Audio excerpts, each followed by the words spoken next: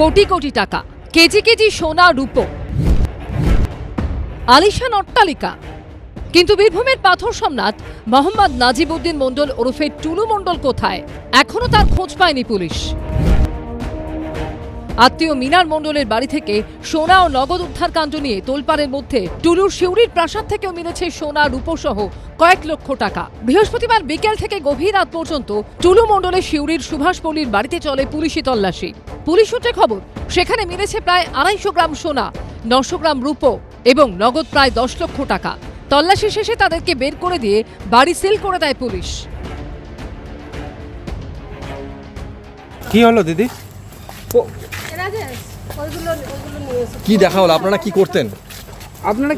বাড়িতে?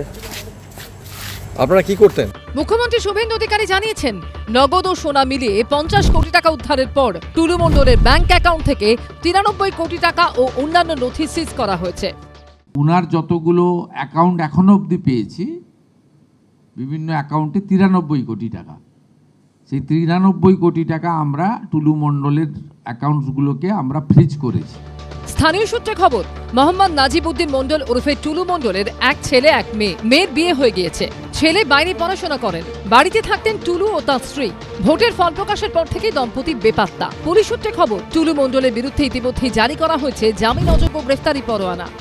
আজকে যদি টুলু মণ্ডল বা তার লোকজন ধরা পড়ে থাকে, তো 3 মাস হয়ে গেছে নতুন সরকার। তার আগের 6 মাসও কার্যত পুলিশটা কিন্তু ভায়া নির্বাচন কমিশন বিজেপি কন্ট্রোল করেছে।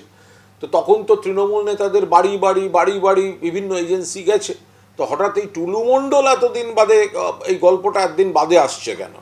তো সুতরাং এর উপর অ্যাকশন হতে এত দেরি বা কেন? এটা একটা নেক্সাস, এই নেক্সাসের একটা মাথা রয়েছে, মাথা অবধি পৌঁছতে হবে।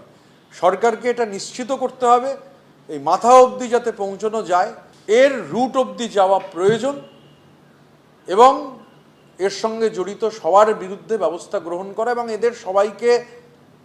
এদের সবার থেকে তথ্য নিলে আলটিমেটলি যেখান থেকে গোটাটা অপারেট হতো সেই পর্যন্ত নিশ্চিতভাবে সরকার পৌঁছতে পারবে। বোলপুরের ভুবনডাঙ্গার বাড়িতে তল্লাশি চালিয়ে শেখ শরীফুল নামে টুলু মণ্ডলের এক কর্মচারীকে পাকড়াও করেছে পুলিশ। পুলিশ সূত্রে খবর, সেখান থেকে বেশ কিছু সন্দেহজনক নথি উদ্ধার হয়েছে। বৃহস্পতিবার রাত 1টা পর্যন্ত সিউড়িতে টুলু মণ্ডলের বাড়িতে তল্লাশি চালায় পুলিশ এবং তারপর তারা বেরিয়ে আসে। তারা জানান যে সোনার গয়নার পাশাপাশি রূপোর গয়না এবং একাধিক কাগজপত্র তারা উদ্ধার করেছেন এবং বাড়ি টোটালি সিল করে দেওয়া হচ্ছে। মোহাম্মদ বাজার থানার সেকেট্টা গ্রামে টুলু মণ্ডলের এক ম্যানেজার খোদা বংশের বাড়িতেও ওই দিন সকালে পুলিশি তল্লাশি চলে। মোহাম্মদ নিজামুদ্দিন মণ্ডল ওরফে টুলু মণ্ডল, তার খোঁজ যেমন চলছে, তার পাশাপাশি তার একেবারে রাইট হ্যান্ড লেফট হ্যান্ড কারা রয়েছে সেই বিষয়টা খতিয়ে দেখার কাজ কিন্তু তদন্তকারীরা করছেন। যেমন আমরা এই জায়গায় যে জায়গায় দাঁড়িয়ে রয়েছে, এটা হচ্ছে মোহাম্মদ বাজার থানা এলাকার সেকেট্টা গ্রাম এবং সেইখানে টুলু মণ্ডলের অন্যতম যে ঘনিষ্ঠ একেবারে রাইট হ্যান্ড বলে পরিচিত খোদা বক্স, তার বাড়িতে একেবারে কেন্দ্রীয় বাহিনীকে সঙ্গে করে নিয়ে মোহাম্মদ বাজার থানা পুলিশ, অতিরিক্ত পুলিশ সুপার তারা এসে পৌঁছেছে, হানা দিয়েছে। ভারকাটা গ্রামে টুলু মণ্ডলের সহযোগী সরতাজ মোল্লা ওরফে বাপ্পা, খুরশিদ শেখ এবং আত্মীয় আপেল মোর্তাজার শিউরির বাড়িতেও এই দিন তল্লাশি চালায় পুলিশ।